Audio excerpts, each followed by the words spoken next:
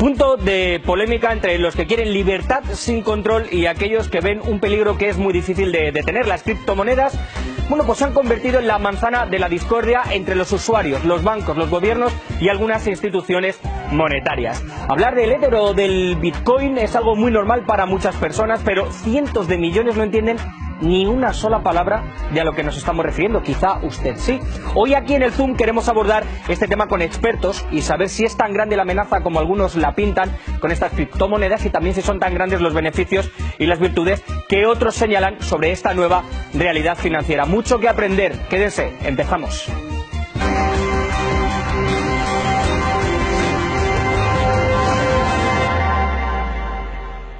Hay que decirlo, algunos las venden como si fueran la panacea, como el futuro del dinero, o podemos decir casi como el presente. Yo por lo que he leído, las criptodivisas han llegado para quedarse, pero esta novedad en el sistema financiero despierta tantas voces a favor como en contra, como les decía. Su falta de control, el anonimato o el que se puedan usar en el mercado negro con armas, drogas u otras actividades ilícitas ha encendido la alarma de gobiernos, bancos y agencias de calificación.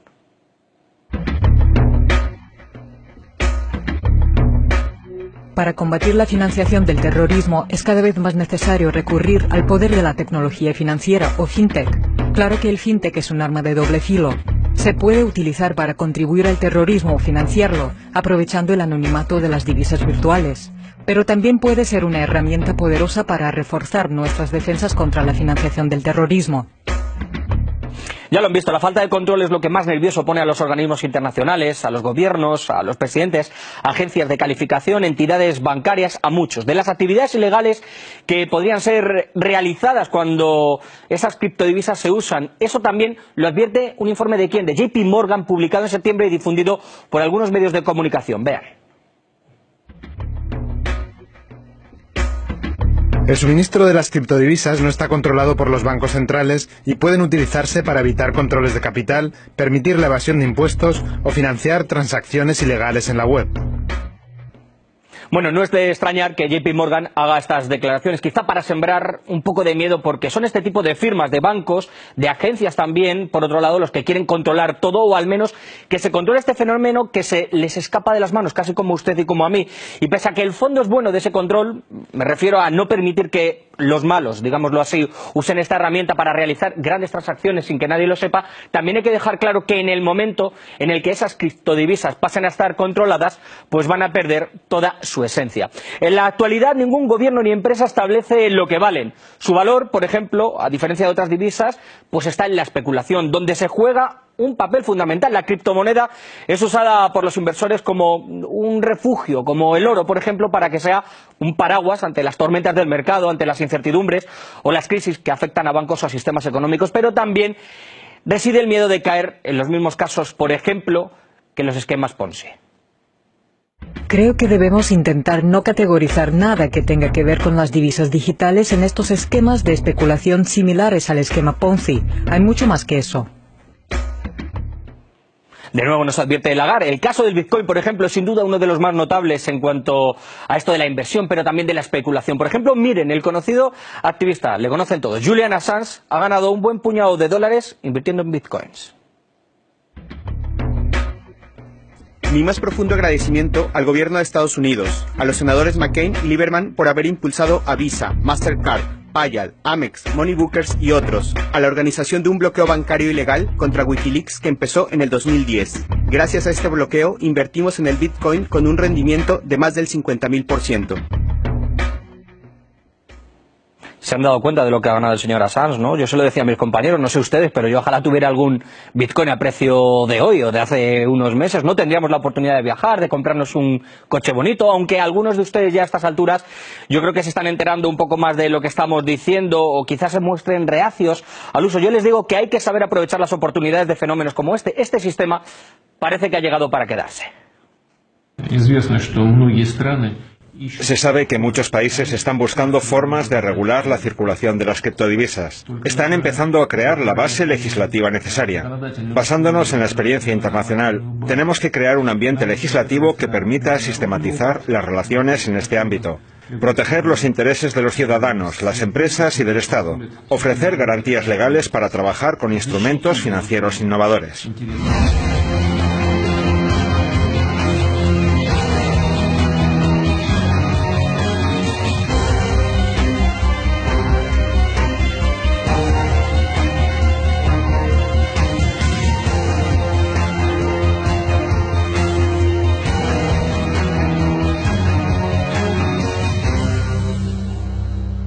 Yo les voy a ser sincero y les diré que este tema es algo que se me escapa un poco de las manos, quizá también a ustedes, así que es mejor hablar con expertos para que ellos nos guíen, nos hagan una hoja de ruta a personas como, por ejemplo, a mí o a ustedes, para que entendamos cuál es el futuro en el mundo de las finanzas. Ya saben que estamos en Facebook, también en YouTube, donde nos pueden plantear preguntas y también a nuestros expertos. Hoy tenemos una sorpresa, queríamos tratar este tema aquí en nuestro estudio y para ello pues hablamos con los mejores. En este caso tenemos la suerte de contar con Vladimir Smerkis, cofundador de una conocida criptoplataforma. Vladimir, muchísimas gracias por estar con nosotros. Hola, buenas. Para la gente que no entienda, como por ejemplo yo, ¿de qué estamos hablando? ¿Qué son las criptodivisas? ¿Son el dinero del futuro? ¿Peligra nuestro dinero, nuestros billetes, las tarjetas de crédito?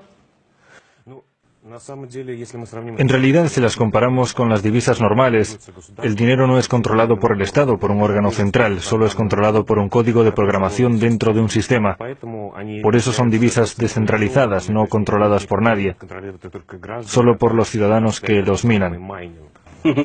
Algunos están hablando incluso que esto puede ser una alternativa al patrón del dólar. ¿Es eso cierto? ¿No es así? Si nos puedes explicar un poco. Aún es temprano para hablar de ello, pero ya pueden considerarse un instrumento alternativo, sobre todo durante grandes crisis o altibajos en el desarrollo económico de los grandes países. Muchos ven las criptodivisas como un instrumento para conservar dinero y capital. Expertos como tú habláis mucho de blockchain, algo que a nosotros nos puede sonar un poco a chino casi. Es una palabra que utilizáis mucho para un ignorante, por ejemplo, como yo, o para alguien que no sepa mucho del tema y que nos esté viendo. ¿Qué es esto y en qué consiste? El blockchain, la cadena de bloques, es algo muy simple. Es la conservación descentralizada de datos. Por ejemplo, los bancos comunes conservan información sobre sus operaciones en los servidores centrales, en sus computadoras. En el caso de las criptodivisas, la cadena de bloques es un gran número de computadoras que tienen las personas en todo el mundo que realizan estas operaciones. Es decir, no hay un propietario de estos servidores, nadie los puede robar o quitárselo. Hasta que existan al menos dos computadoras en el sistema, se realizan las operaciones. Bueno, ahora que ya sabemos un poco qué son, cómo funcionan, ¿por qué hay tanta incertidumbre con las criptodivisas? Los gobiernos y los bancos, como nos decías al principio, nadie tiene el control, pero ellos sí que lo quieren controlar. ¿Por qué hay tanto miedo? Las criptodivisas, o más correctamente los criptoactivos, no siempre son dinero. El principal sistema monetario es el Bitcoin. Cuando yo le doy un Bitcoin y usted me da una mercancía o un servicio, yo puedo especular con eso. Hay proyectos de conservación descentralizada de datos. Por ejemplo, la información se guarda en las computadoras de los usuarios por todo el mundo. Y para los cálculos dentro del sistema se utiliza una unidad de medida que es la criptodivisa. De modo que no todos los proyectos son con sucedáneos de divisas o sustitutos del dinero. Muchas veces se utilizan otros sistemas de medida para que las personas puedan intercambiar información y realizar operaciones dentro del sistema. Por ejemplo, las elecciones se podrían celebrar dentro de la cadena de bloques. Podemos darle a cada ciudadano una moneda y entonces pueden votar a un candidato. De esta forma todo sería transparente y sabríamos a quién ha votado. Hablabas, Vladimir, que muchos bancos quieren, o países pueden o quieren tener su propia criptodivisa. Incluso se está especulando que Rusia pueda tener la suya. Estamos leyendo noticias últimamente. ¿Es una forma de tener un control de la herramienta? ¿Para qué le serviría, por ejemplo, a un grupo de 6 bancos, como se está diciendo, que la quieren hacer? Pensamos Creemos que el control y la regulación son muy importantes para que se vean implantadas en el mundo, porque las instituciones como los grandes bancos y la banca de inversión intentan jugar un papel importante en el sistema. Y claro está que hasta ahora el gobierno no entiende cómo definir en las leyes qué es una criptodivisa o un criptoactivo. Obviamente todos los países están en plena discusión sobre cómo definir estos términos.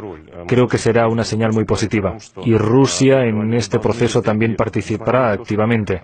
Hemos escuchado la opinión de Putin, que dice que las criptodivisas tienen que estar reguladas. Vladimir, hablas de un control, de una legislación. ¿Perderían las criptodivisas la razón de ser o esa libertad que tienen, el anonimato, si hubiera una legislación concreta? En realidad, el anonimato puede tener tanto lados positivos como negativos. Lo podemos comparar con Internet. Es posible emplearlo para hacer el mal o para llevar a cabo operaciones ilegales. Drogas, armas, para el terrorismo, por ejemplo. Claro que sí, se puede. Por otro lado, es posible estudiar en Harvard o Cambridge gracias a Internet. La respuesta también es que sí. Lo importante es cómo empleamos estas tecnologías. Y en este caso se trata de una tecnología transparente, muy barata, que permite prescindir de muchos intermediarios. Así que las ventajas son más numerosas que las desventajas. Cuando haya una regulación, solo contribuirá a que aparezca más capital en ese mercado y hará posible desarrollarlo de manera legal. Y la idea principal de las criptodivisas, tras la desanonimización, no va a desaparecer. Me gustaría hacer dos últimas preguntas muy brevemente. Las criptodivisas como el Bitcoin, como nos estás hablando, se basan en la especulación. Para tener un valor han llegado a tener miles y miles de dólares un solo Bitcoin. Algunos tienen miedo que esto sea un esquema parecido a Ponzi, ¿no? ¿Qué hay de diferencia? ¿Hay peligro en todo esto? Primero hay que ver qué es un esquema Ponzi. Este sistema hace que sus antiguos miembros reciban fondos de los que acaban de entrar. Las criptodivisas no funcionan así. Tienen demanda y oferta. El número de bitcoins al momento de su creación era limitado y será un total de 21 millones de bitcoins. Todavía no se ha creado en su totalidad. Y claro, si hay demanda, cuanto más lo emplean por todo el mundo, más valor tiene. Esa es la principal diferencia. Y no se trata de un esquema Ponzi. Y David, por último, has hablado en materia de seguridad, de acciones ilícitas, se habla de una inversión en más sistemas de rastreo, con el tema del anonimato que también nos decías, y se habla mucho del fintech. ¿Eso es realmente posible hoy? ¿Se necesita una evolución, una revolución? ¿En qué consiste? Bueno, ante todo, permitirá reducir el precio de las operaciones jurídicas, financieras, quitar a muchos intermediarios de la cadena. La revolución ya ha llegado. Sabemos que más de 35 países forman parte de muchas asociaciones, entre ellos los bancos rusos.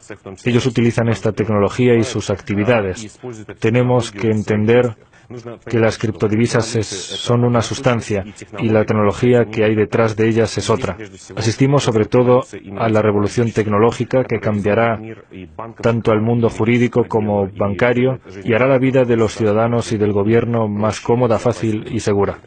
Pues Vladimir, muchísimas gracias por haber estado con nosotros aquí en el Zoom. Nos has dado una clase magistral, no solo a mí el primero, sino yo creo que a toda la gente que nos está viendo a través de las pantallas y de Internet. Muchísimas gracias por haber estado con nosotros. Gracias por invitarme. El debate actual sobre los riesgos y los beneficios de blockchain cada día suma más voces. Las organizaciones financieras y las organizaciones de seguridad tampoco esconden sus temores, como nos decía nuestro invitado. Algunos actores expresan francamente su desconfianza, pero otros asumen los riesgos desde una posición de madurez que reconoce a esta tecnología como el paradigma de las políticas y las finanzas globales. Pero ojo, siempre hay que tener cuidado. Ante todo es la posibilidad de blanquear capital obtenido por medios criminales, evasión de impuestos e incluso la financiación del terrorismo. También existe riesgo de expansión de esquemas fraudulentos. Cualquier sujeto, de forma anónima, puede emitir criptodivisas, de modo que los compradores de esas criptodivisas pueden verse involucrados en actividades ilícitas. Además, las criptodivisas no tienen ningún respaldo. En caso de fallo del sistema o formación de burbujas, no habrá ningún sujeto jurídicamente responsable. Todo esto tenemos que tenerlo en cuenta. Palabras que escuchamos del presidente Putin. Hay que tener cuidado, porque si hablamos también de las criptomonedas, también es hablar de riesgos y de peligros. Enfrentar la corrupción, la evasión de impuestos, sumado también a la importancia de mantener las relaciones entre bancos y yo creo que la lucha contra el financiamiento, por ejemplo, del terrorismo, que son algunos de los puntos en los que también ha insistido hace poco el FMI, y los presidentes de varios países pues ponen ahí su punto de mira. La propia Christine Lagarde habla pues del sector de servicios financieros, que dice que sí, que está preparado para asumir los cambios, pero no queda claro si, como yo he preguntado, esto era una evolución o una revolución, aunque sin duda exige que las políticas pues sean más experimentales y cooperativas sobre todo. Hoy en día resulta muy complicado vigilar, por ejemplo, yo creo, las actividades de los terroristas en esa franja. Las plataformas del mercado pues deben, según un documento por ese mismo organismo, por el FBI, pues fortalecer las gobernanzas, elaborar normas en un conjunto de autoridades, pero también de empresas. El objetivo no es otro que proteger la integridad de los datos, los algoritmos y las plataformas que involucren esto que se llama fintech, la tecnología financiera. El uso delictivo de las divisas virtuales en la red ha generado ciertas incógnitas, y entre ellas está la posibilidad de poder realizar transferencias con una gran opacidad.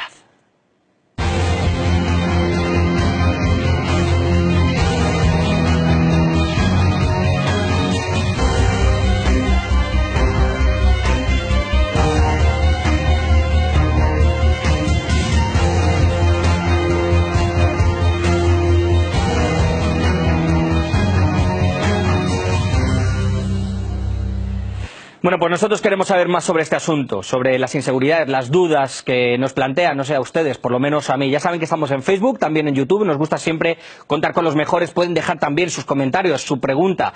En este caso nos vamos hasta Madrid, allí nos está esperando Pablo Fernández Burgueño, que es un experto en este tema y también es miembro del grupo de expertos en criptomonedas de Europol. Pablo, muchísimas gracias por estar con nosotros. Hablábamos con Vladimir un poco de las bondades que puede tener este sistema financiero, ¿no?, de criptodivisas. Parece que la revolución ha llegado, pero ahora también hay unos peligros, por ejemplo, para las bandas armadas, para grupos terroristas, etcétera, etcétera, que pueden maniobrar sin ser vistos. Efectivamente. De hecho, como bien sabes, no solamente existe Bitcoin, sino que existen otras monedas como es el Monero, Dash, Zcash, que hace que sea muy fácil que los delincuentes transfieran fondos de persona a persona sin pasar por bancos, entidades financieras y sin que sea posible saber a quién se está enviando ese dinero, cuánto dinero se está transfiriendo, cuánto dinero hay en las cuentas, o que se puede hacer cualquier tipo de rastreo. Pablo, en este caso el anonimato es algo que es lo que preocupa realmente a las autoridades, ¿no? Porque no se sabe de dónde procede el dinero, quién es el intermediario, a dónde llega, etcétera, etcétera. Es como si dijéramos los que trabajan ilícitamente de mulas, ¿no?, en el narcotráfico. Eso es. De hecho, la mejor forma de entenderlo es a través de un ejemplo. Aquí en España contamos con una ley de prevención del blanqueo de capitales, que lo que hace es prevenir que la gente pueda blanquear dinero. Bueno, pues esta norma lo que hace es no incluir a los prestadores de servicios de pagos con monedas electrónicas en esa obligación de saber de dónde viene el dinero, a dónde va, quiénes son los diferentes intermediarios en esas transferencias. Desde Europa, la Comisión Europea ya tiene planteado sacar en muy breve plazo un cambio en una directiva, que es una norma europea, que va a obligar a todos los países de la Unión Europea a hacer que todos los intermediarios que estén en el tránsito de los Bitcoin o de otras monedas electrónicas tengan que tener una licencia, es decir, una autorización por medio de esta normativa, y además tengan que identificar a aquellas personas físicas o empresas que trabajan con monedas electrónicas para que sepan de dónde viene el dinero y a dónde va. Así que lo que se intenta por parte de la Unión Europea es precisamente prevenir el blanqueo de capitales y la financiación del terrorismo. Estamos viendo, por ejemplo, cómo hay muchos países o un grupo de 6 grandes bancos que están muy interesados en crear una criptodivisa, un poco también para controlar un poco el sistema. Si hay alguien que le interesa sobre todo esto es al Fondo Monetario Internacional, porque hay cosas que se escapan. Yo hace poco escuchaba una conferencia que tú mismo, bueno, pues eras el protagonista, el ponente, en el que decías que cómo se podían, por ejemplo, hacer apuestas con bitcoins si eso no era un dinero legal. Al fin y al cabo no es un dinero físico y es algo incontrolable, ¿no? Efectivamente. De hecho, hice una pregunta a la Administración Tributaria de aquí de España, que era la siguiente: si la ley lo que dice, la ley española lo que dice es que si vas a apostar cantidades de dinero la casa de apuestas tiene que conseguir una licencia y pagar impuestos. ¿Qué pasa si la casa de apuestas no permite apostar dinero, sino bitcoins? El bitcoin no está considerado dinero, no lo estaba en ese momento. ¿Había que cumplir la norma? Bueno, lo que dijo la Administración Tributaria es que efectivamente el bitcoin no estaba considerado en ese momento dinero, ni tampoco lo está ahora, pero que a pesar de eso se le va a aplicar la misma normativa que el dinero. Y esto sucede porque a través del Bitcoin y otras monedas electrónicas es muy fácil no solamente blanquear dinero, sino no pagar impuestos o evadir a las instituciones que lo que hacen es fiscalizar e impedir que se puedan cometer crímenes. Así que lo que intenta hacer el gobierno español y los demás gobiernos del mundo en realidad es precisamente poner coto a esas actividades. No significa prohibir el Bitcoin, significa prohibir determinadas actividades que se pueden llevar a cabo utilizando Bitcoin u otras monedas como medio de pago o medio de cambio. Pablo, una de las cosas en las que estás haciendo hincapié, sobre todo es a estas acciones delictivas, acciones criminales, podríamos estar en una realidad a día de hoy, en el mes de octubre del 2017, pensando que incluso el Estado Islámico puede estar haciendo transacciones o se les puede estar financiando a través de este sistema que no deja un rastreo, por ejemplo? Bueno, si me preguntasen una probabilidad de que el Estado Islámico, el llamado Estado Islámico, está haciendo esto con criptomonedas, diría, en mi opinión, que la probabilidad es del 100%. Es la mejor forma de autofinanciarse. Es, de hecho, la manera que están utilizando ciberdelincuentes para conseguir dinero de aquellas empresas a las que atacan con sistemas, por ejemplo, los sistemas de malware ransomware, que lo que hacen, como supongo que conoces, por supuesto, es cifrar todos los archivos del ordenador, los archivos útiles, fotos, vídeos, textos, y para que el usuario cuyo ordenador ha sido infectado pueda volver a ver esos archivos, el contenido, le piden un rescate, y ya no lo piden en euros, en dólares o en otras monedas, lo están pidiendo en bitcoins, haciendo que sea mucho más difícil el rastreo del trazo del dinero y que sea prácticamente imposible identificar a los ciberdelincuentes. Se está utilizando el bitcoin y las demás monedas electrónicas para financiar no solamente actividades terroristas, sino para financiar actividades delictivas. Evidentemente también se utiliza para el bien, pero no hay que despreciar esta faceta. Pablo, uno de los países que está en el punto de mira hoy en la actualidad es Corea del Norte. Hay muchos rumores de que se está intentando financiar ese programa nuclear contra el que toda la comunidad internacional está en contra. De momento no se han encontrado esos rastros, por lo que nos estás diciendo, por la dificultad, pero existen igual muchísimas probabilidades. ¿Qué herramientas tendría que tener la comunidad internacional para saber esto? Porque prácticamente es imposible, es como el tema de los hackers, ¿no? Se puede hacer desde un lugar, con un domicilio, después con otro servidor, etcétera, etcétera.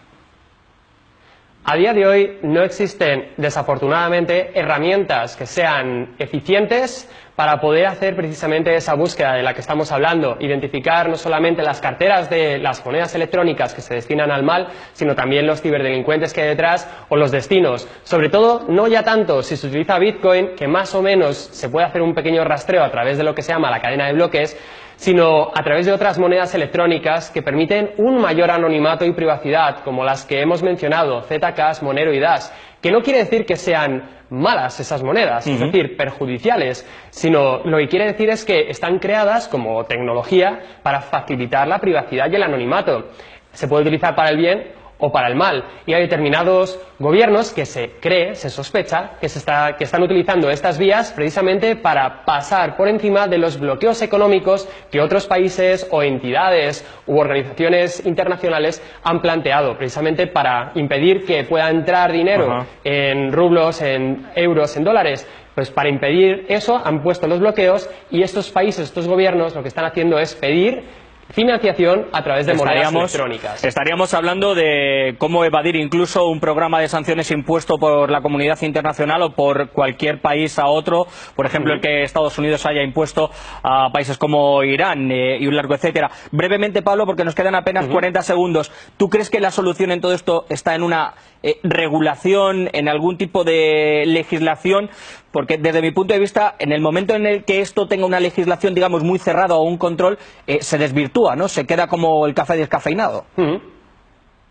Considero que no es el camino prohibir el Bitcoin o las monedas electrónicas, sino prohibir determinadas actividades ilícitas que se hacen con estas y hacer una fiscalización mayor sobre para qué se utilizan y quién las están utilizando. Esos son los dos caminos que me gustaría que se impulsase y, de hecho, que se están impulsando en algunos lugares, como por ejemplo Europa. Pues Pablo, muchísimas gracias, la verdad, porque tu testimonio nos ha servido mucho para saber un poco más para qué se debe utilizar, para qué no se debe utilizar, bueno, pues estas criptomonedas y cuál es, bueno, el futuro de ellas también para defendernos, bueno, de los peligros que traen. Muchísimas gracias, esperamos volver a contar contigo porque ha sido todo un placer. Termino el programa de hoy con la esperanza de que a todos nos haya quedado un poco más claro en qué consiste esto de las criptomonedas, cuáles son sus beneficios, también los defectos, como decíamos con los invitados. Y después de escuchar a estos expertos, pues quisiera, si me lo permiten, hacer una reflexión.